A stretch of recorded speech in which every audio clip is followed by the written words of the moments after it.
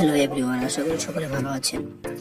আমি আজকে যে বিষয় নিয়ে আলোচনা করব সেটা যে শাকিব খান স্টেডিয়াম যে কতটুকু পৌঁছে গেছে সেটা নিয়ে আলী আকবর আশা ভাই একটি পোস্ট করেছেন। সেই পোস্টের উপর আমি নির্ভর করে সেই পোস্টার দেখে আমি আপনাদেরকে এই বিস্তারিত কাহিনী জানাবো।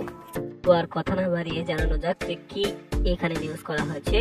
আমি আপনাদেরকে এবার জানাবো যে শাকিব খান কোন পর্যন্ত পৌঁছে গেছেন সেটাই বুঝবেন। আর হ্যাঁ, 19 সেপ্টেম্বর অবশ্যই ওটিটিতে আসছে চরকি এবং হইচইতে আসছে তুফান। তো এখন আমি আপনাদেরকে যেটা বলবো যে এখন আমি শোনাচ্ছি 2 দিন SIIM এটা কি মনে হবে সীমাতে ছিলাম পিআর টিমে প্রায় 7-8 জন পরিচালক ও স্টার প্লমের সাথে কথা হলো। সবাই মোটামুটি আমাদের মেগাস্টারকে চেনে, অর্থাৎ আমাদের মেগাস্টার সুপারস্টার শাকিব খানকে চেনে।